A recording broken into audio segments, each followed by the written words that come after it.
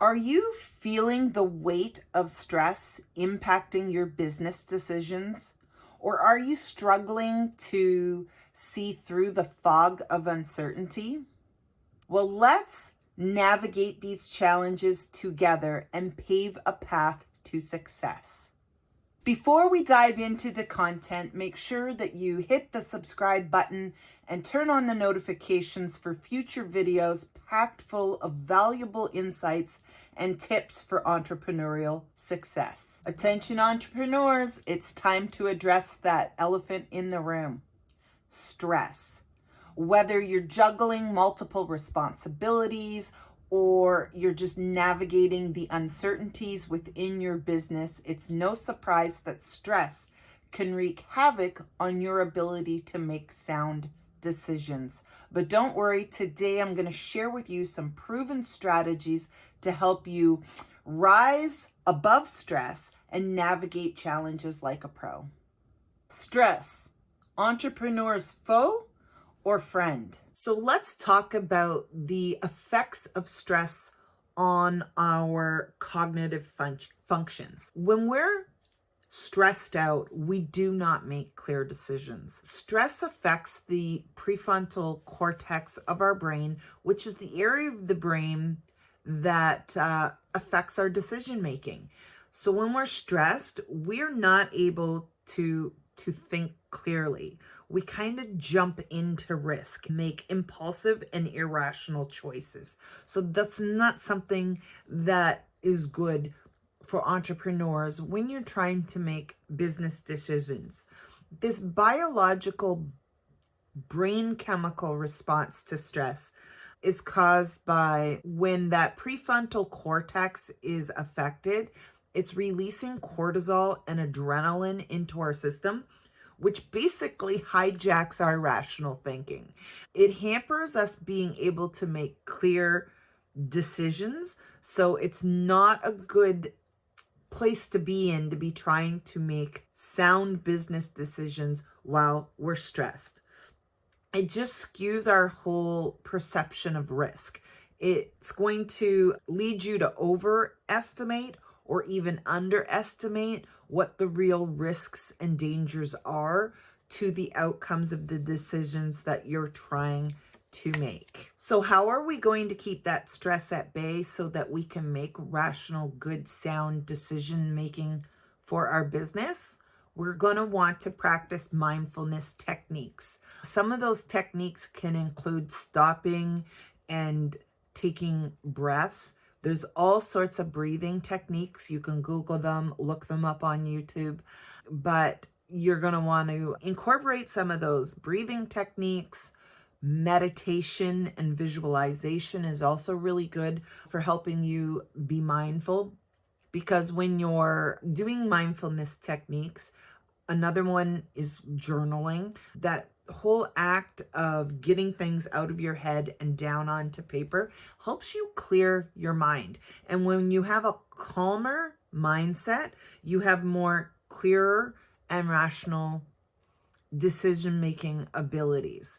So mindfulness allows us to observe what's going on around us without judgment, and it reduces the impulse to be impulsive. So you definitely want to make sure that throughout your day, you're finding space to be mindful. As I said, whether it's a few moments of meditation, whether it's just stopping when you kind of feel the tenseness and the stress coming on and working through some breathing techniques, or taking a few moments out to journal, just brain dump it, get it out. Regular mindfulness helps us have improved attention.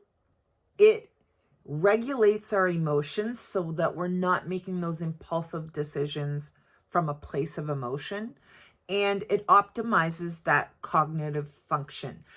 So it's going to help keep that cortisol down. It's going to help keep the adrenaline down, and it's just going to allow your prefrontal cortex to be more in a place of calm and peace instead of all hopped up and making those rash, impulsive decisions. Another thing you truly need to keep in mind to mitigate your stress levels is self-care. Making self-care a priority isn't just a thing of luxury or a catchphrase. It is super important to your overall well-being, but also to the function of your business. So making sure you get regular exercise, you're getting adequate sleep, you're staying hydrated and drinking water, you're eating the right foods and getting all the proper nutrients and minerals and stuff into your body that your body needs to function at its best. These are all super important. And all this self-care is going to help with that brain clarity and your composure. So it's going to help you enhance that cognitive, it's going to improve your ability to focus and think critically. So when your body is in its optimal state, your brain is also going to be in its optimal state. So you definitely want to be taking care of yourself and making self-care a priority so that you can make those clearer, more informed decisions for your business. Self-care also builds a long-term resilience, which is definitely needed to navigate the challenges and setbacks that being a business owner incurs. Being an entrepreneur is not easy. So you need to build up that store of resilience, being able to bounce back and navigate those challenges and setbacks. It just fosters a whole sense of sustainable success for both yourself and your business. So again, I love to make sure that people know self-care should be part of your daily mode of operation. It's just as important as sales and figures and numbers and all the other stuff going on. But it tends to be the thing we throw on the back seat the most when we dive into business stuff and get busy and that stress starts to build up. It's usually a key indicator that we're not making self-care a priority. So what are some strategies for keeping stress at bay and being able to make effective decisions? Well, first of all, clarify your objectives. Know what you're wanting to accomplish. The more we can have a clear path and define what success looks like for us, because it looks different for each one of us. When we have that clear path and know what we want, what success looks like for us, then it's more easier to plan out the factors to achieve it. And then we can identify alternatives. Consider the risks. Consider benefits. There's a wide scope of possibilities out there. And sometimes when we're stressed, we get tunnel vision and we can kind of only see it one way. But the more that you're mitigating your stress, you're practicing self-care, it's going to open your mind to be open to more possibilities and consider other options. It is going to give you that broader vision to be able to think outside of the box. Another great thing to do this way is create a decision-making framework. Now, there's lots of different frameworks you can look into. Again, you can look these up. You can Google them. You can look them up on YouTube. I'm sure other people have done videos on them. But a framework is just a metric to be able to evaluate alternatives. Breaks things down into manageable steps, and then it'll assess each of the options and give you informed choices that be aligned with your goals and your values.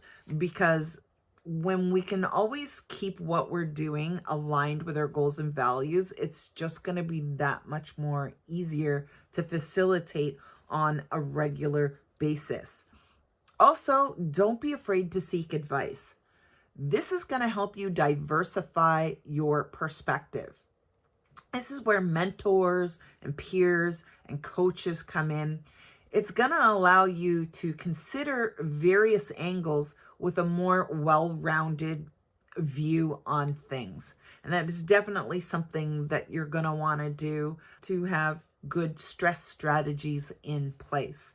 Be willing to be vulnerable and have open, honest conversations with those peers, mentors, coaches. Ask the probing questions. Challenge your assumptions and uncover the blind spots you may have throughout your business. This is just going to help you mitigate risks. You'll be more able to make those confident, calculated decisions. Don't forget to utilize decision-making tools. There are many tools out there that you can use to help you make decisions, which then also keeps the stress at bay. So you can use a decision-making matrix. This would be kind of like a table where you would plan out things. You would have criteria, you would have options, and then you'd assign each option a value, things like cost, reach, effectiveness. These are all things you could put into a decision-making matrix, and it's really going to help you come out on the other side being able to make a more informed decision. Another option for a decision-making tool you've probably heard of before, and it's the SWOT analysis, which stands for strengths, weaknesses, opportunities, and threats. So you're going to want to make that list under the SWOT. So you're going to list all the strengths, then list out all the weaknesses, list out all the opportunities, and then list out all the threats. A more simplified version of that would be like a pros and cons list. May seem a little juvenile at sometimes, but really, like, you want to be laying things out in a visual way so you can see them. It goes back to kind of that brain dumping analogy where you just need to get it out of your head and onto paper so you can see it and then analyze it. A third decision-making tool that you can use is called the Pareto analysis, which is the 80-20 rule. So 80% of results come from 20% of the efforts or causes that you're using. So in this 80-20 rule, you're going to want to prioritize tasks or projects focusing on the 20% that yields the 80% of the results in a more effective and efficient allocation. So that's just some ways that you can kind of make sure that you're utilizing decision-making tools instead of just making decisions off the top of your head. But then to really rein it all in, we understand the brain cognitive functions of stress and why stress is not good for our business. We know some mindful techniques to keep stress at bay. And then we have decision-making tools so that we know we're making decisions for a business from a rational. And when you have all those set in place, they're going to be really super helpful to you to not allow stress to be overriding the way you're making decisions for your business. Now, once we've gone through those parts, what you really want to do is to build up your resilience in entrepreneurship. Because as I've mentioned earlier, it's not always a cakewalk. Being an entrepreneur is a lot of hard work, but the benefits are so totally worth it. But you need to have some things in place to help you learn and grow along the way to build up that resilience. First, learn from your setbacks. Embrace failure, not as something bad, but as something to learn and grow through. You'll be really that much more effective on your entrepreneurial journey when you can embrace failure for the learning tool that it truly is.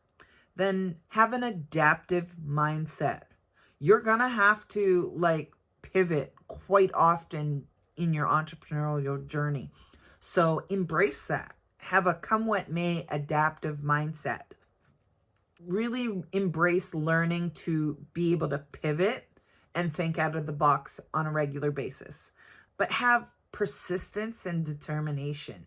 The famous quote by Thomas Edison after creating 10,000 ways to make a light bulb that failed. He just went, I figured out 10,000 ways it doesn't work. And then he finally did find the one way that did work. So use people like Thomas Edison and those that have gone before us as inspiration, that it's okay to just keep trying. Then you're going to want to have a growth mindset. You want to learn from your failures and then adjust accordingly. And you can only truly have that if you have a growth mindset. So there are books on growth mindset. I highly recommend that you pick up a few, read them, listen to the audiobook, but really being able to be flexible and have that growth mindset is going to go a long way to helping you build your business and keep stress at bay. I can't stress that often enough. But when you're seeking regular guidance, feedback, and encouragement from those ahead of you, you will be able to bounce back more quickly.